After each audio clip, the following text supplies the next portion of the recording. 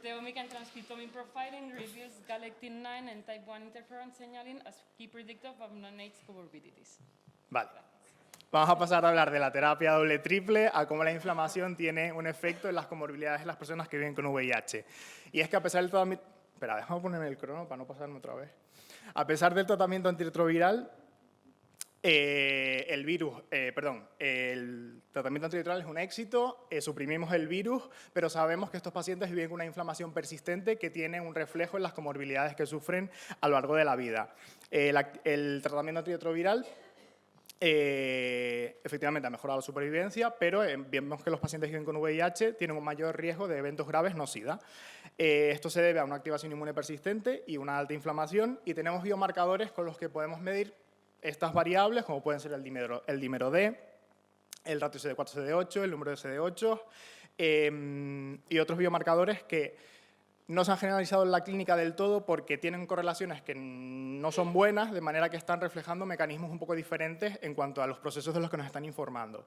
Es decir, que falta una comprensión más granular de los mecanismos inflamatorios que llevan un mayor riesgo de eventos en los pacientes que viven con VIH. Además, hay algunos estudios que nos dicen que hay vías inflamatorias específicas que pueden informar, por ejemplo, en el caso de eventos cardiovasculares, hay estudios publicados al respecto. Y además, otra duda que tenemos es si el tratamiento antirretroviral puede tener también alguna influencia en la aparición de comorbilidades y de los mecanismos que subyacen a la inflamación que terminan estos eventos en los pacientes que viven con VIH. Entonces, teniendo en cuenta estas dos preguntas, las firmas inflamatorias específicas respecto a las comorbilidades en personas que viven con VIH y cómo la composición del tratamiento antirretroviral puede influir en las vías inflamatorias que llevan a estos eventos, el objetivo de este trabajo era encontrar un biomarcador basado en muestras de sangre que nos permita una mejor estratificación del riesgo y una prevención futura de eventos en los pacientes que viven con VIH. Nuevamente, hemos utilizado datos y muestras de la cohorte CORIS, en este caso, no solo plasma, sino también PBMC. Los participantes que elegimos eran personas que viven con VIH, con supresión virológica a 12 meses, con al mínimo de 2 años en terapia antirretroviral, y el objetivo primario era la aparición de eventos entre los años 2 y 15 después del tratamiento antirretroviral. El diseño del estudio es un diseño anidado de casos y controles, emparejados 1 a 1 por puntuación de propensión, con una lista de 11 variables diferentes para que los grupos estuvieran equilibrados. El dataset final tenía 92 casos y 95 controles emparejados, con 70% de pacientes con neoplasia, 30% con eventos cardiovasculares y 23 fallecimientos, que representan el 25% de la cohorte. Realizamos 2 técnicas moleculares fundamentales. Por un lado, la proteómica de Olink, que expliqué antes, así que no me voy a volver a detener. De los resultados de la proteómica de Olink, priorizamos los mejores candidatos que eran diferentes entre los diferentes eventos por su magnitud, su significación estadística, su novedad y su plausibilidad con respecto a otros estudios que se han publicado, y realizamos una validación por ELISA, no solo para validar la técnica de proteómica, sino también para ser capaces de establecer umbrales de riesgo con estas moléculas que hemos seleccionado. Y por otro lado, para analizar diferencias metabólicas y de expresión de los genes, hicimos una secuenciación de RNA y una expresión diferencial de genes. La población de estudio, sus características son las que ven en la imagen. Como hicimos el emparejamiento por propensión, las características son más o menos similares, una mayoría de hombres, con una edad en torno a los 47 años, un factor de riesgo más o menos dividido equitativamente entre HSH y personas heterosexuales. El país de origen mayoritariamente era España, un nivel educativo heterogéneo, 50% de tabaquismo, 70% de hipertensión y unos parámetros inmunológicos normales para una población naif. Y hay diferencias en la proteómica en plasma. Nosotros medimos unas 360 moléculas y vimos que relacionadas con eventos en general había 33 proteínas diferentes. Y cuando hacíamos subanálisis por tipo de evento, vimos 58 proteínas asociadas con cáncer no SIDA, 7 proteínas asociadas con mortalidad y no vimos diferencias en la proteómica con respecto a los eventos cardiovasculares.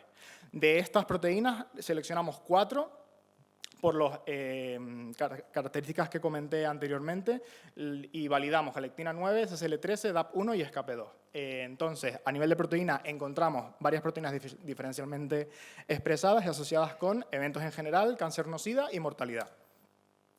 Realizamos la validación mediante ELISA de estas 4 moléculas y confirmamos una diferencia entre participantes con eventos y sin eventos en galectina-9, y una tendencia para CCL13, mientras que para DAP1 y SCAPE2 no tenemos diferencias significativas.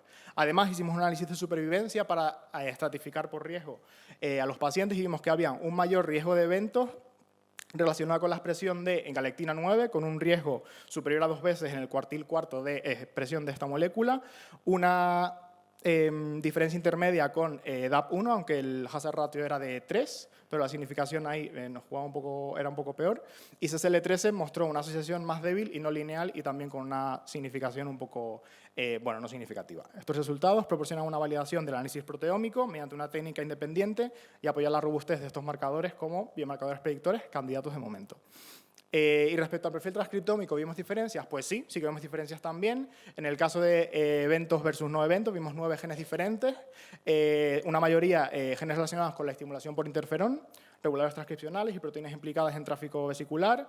En neoplasia vimos 14, en eventos cardiovasculares vimos 21, y en mortalidad vimos 10, y nos sorprendió encontrar que las vías de regulación del interferón, genes relacionados con estas vías, aparecían en la mayoría de los listados de genes diferencialmente expresados, aunque también había genes particulares para cada uno de los eventos. Entonces, el análisis de secuenciación por RNA reveló firmas transcripcionales específicas con una notable convergencia de los genes estimulados por interferón de tipo 1 en los participantes que experimentaron cualquier tipo de evento o mortalidad en concreto.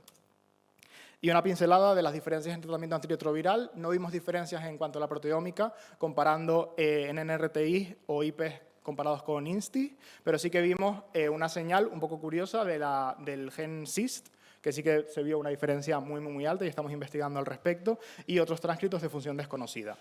De manera que hay diferencias respecto a los regímenes de TAR, pero no en el RNA-seq, pero no en la proteómica. Entonces, el análisis proteómico de moléculas inflamatorias en plasma mostró proteínas diferencialmente expresadas entre los participantes con y sin eventos, cánceres no relacionados con SIDA y mortalidad.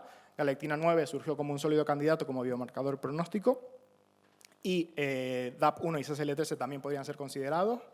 Los datos transcriptómicos apuntan a una firma compartida en estos fenotipos de interferón de tipo 1 entre eventos y mortalidad, mientras que se observaron también patrones específicos para eventos cardiovasculares y cánceres no relacionados con SIDA. Y a nivel de TAR, la proteómica no mostró diferencias, mientras que la secuenciación de RNA sí que las reveló. Posiblemente, aunque estos datos hay que tomarlos así un poco con pinzas, porque igual puede haber sesgo de la prescripción respecto a este subanálisis. En definitiva, la caracterización multiómica de los pacientes con eventos graves no relacionados con el SIDA sugiere que la galectina 9 y la señalización de interferón de tipo 1 son dianas terapéuticas a explorar para la prevención de comorbilidades asociadas al VIH. No repito los agradecimientos, que son los mismos, pero sobre todo agradecer a la cohorte CORI su trabajo y que nos permite hacer estos proyectos tan buenos.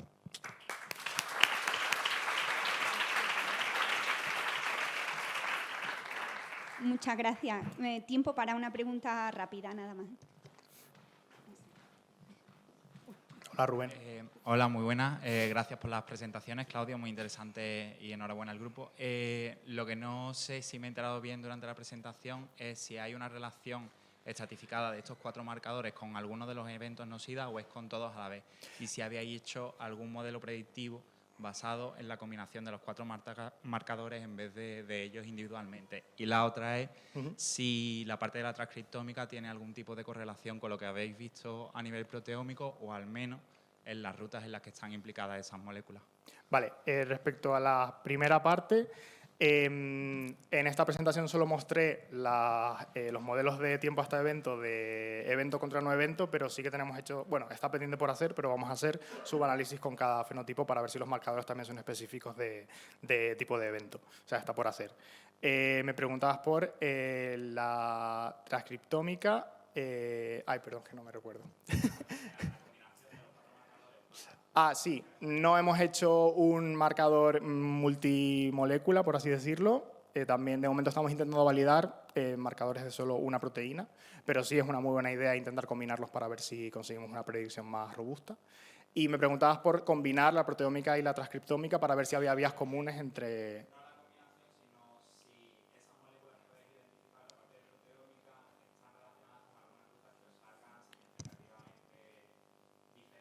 Sí, hemos hecho análisis de correlación y sí que hay correlaciones entre las señales que vemos en proteómica y las que vemos en transcriptómica, pero estamos todavía trabajando en esa parte del análisis. Muy rápido, enhorabuena.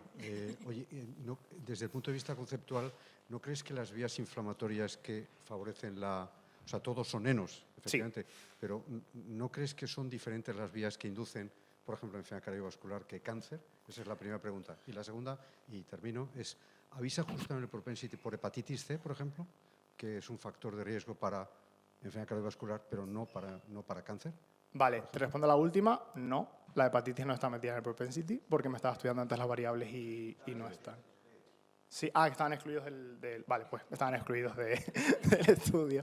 Y respecto a la primera, sí, es una hipótesis que a priori sería la más lógica, pero viendo las vías, tenemos por un lado vías que sí que son comunes entre los tres tipos de eventos y tendrían relación con comorbilidades que son producto de una inflamación persistente en las personas que viven con VIH, pero también hemos visto, y lo vemos tanto en la proteómica como en la transcriptómica, que hay genes que son diferentes y proteínas que son diferentes entre los dos, o sea, entre los diferentes fenotipos que hemos estudiado. Entonces, hay vías tanto comunes como específicas de cada tipo de evento. Enhorabuena.